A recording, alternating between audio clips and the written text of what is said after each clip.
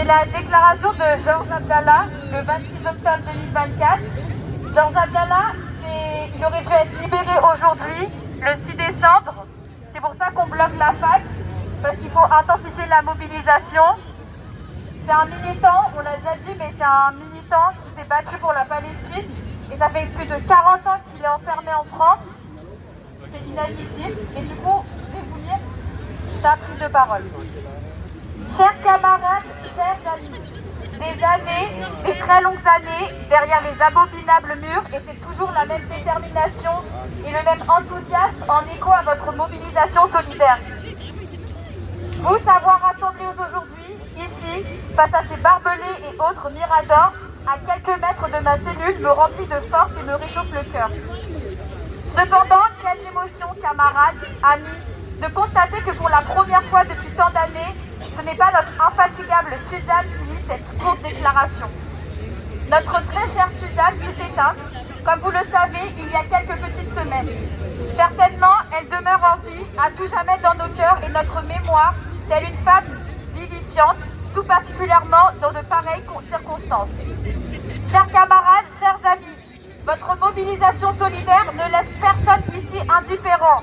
Voyez-vous, l'ambiance dans ces sinistres lieux, toute cette ambiance carcérale, change quand l'écho de la vie agissante vient percuter la platitude sans nom d'un quotidien carcéral mortifère.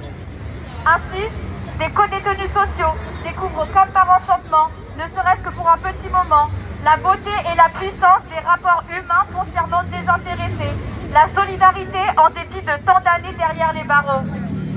Suivant dans la misère culturelle et affective, sans réel rapport avec la société depuis de longues années pour certains, cet éveil d'enthousiasme et d'humanité ne passe pas inaperçu. Ça se lit dans les yeux et ça se voit dans ses commentaires spontanés, souvent sincères mais hélas sans lendemain. Camarades et amis, l'écho de vos slogans, de vos chants et de tout le reste passe outre ces barbelés et autres miradors. Il résonne dans nos têtes et nous transporte loin de ces sinistres lieux. Chers camarades, chers amis, à l'aube de cette 41e année de captivité, vous trouvez ici, dans la diversité de votre engagement, apporte un cinglant démenti à tous ceux et celles qui misaient sur l'essoufflement de votre élan solidaire.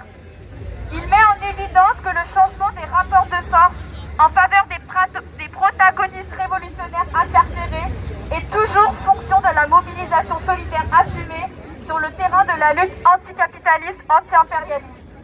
Ainsi, peut-on dire sans la moindre hésitation que le soutien le plus significatif que l'on peut apporter à nos camarades embastillés s'inscrit d'emblée dans l'engagement réel dans la lutte en cours. Ce n'est qu'en assumant la solidarité sur ce terrain que le maintien de nos camarades en prison commence à peser plus lourd que les possibles menaces inhérentes à leur libération. Camarades et amis, par ce temps de crise globale du capitalisme mondialisé et l'exacerbation de toutes ces contradictions, ce temps de guerre, de massacre à grande échelle, de répression, de fascisation, de propagande et de manipulation, de grandes luttes et de mobilisation et surtout de ce sursaut enthousiasmant de la jeunesse agissante sur fond d'une barbarie inhérente au capitalisme moribond. Pour la première fois dans l'histoire de l'humanité, des millions de personnes assistent à un génocide en cours.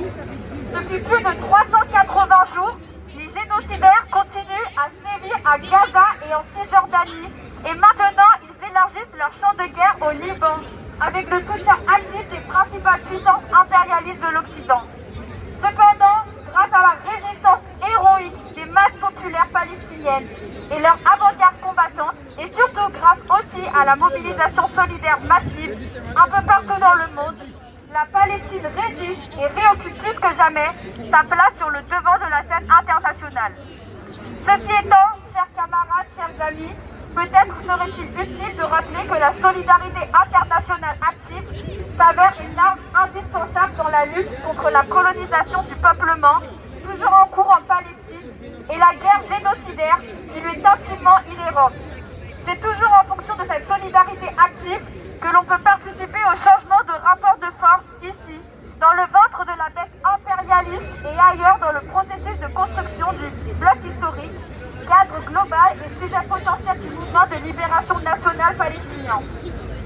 Chers camarades, chers amis, certes, il est urgent de de tout mettre en œuvre pour contrer et arrêter la barbarie sioniste en cours à Gaza, en Cisjordanie et au Liban. Il n'en demeure pas moins qu'en dépit de cette agression génocidaire de grande envergure contre Gaza ces jours-ci, où aux dizaines et dizaines de milliers de martyrs et de blessés s'ajoute la terrible destruction généralisée de tout l'espace habitable de Gaza. La résistance reste inébranlable, protégée et adoubée par les masses populaires palestiniennes. Gaza ne portera jamais le drapeau blanc de la capitulation. Ni les sionistes, ni aucune autre criminelle force ne réussiront jamais à briser la volonté de la résistance à Gaza. Honte à toutes ceux et celles qui, face à la barbarie sioniste génocidaire, appellent à regarder ailleurs.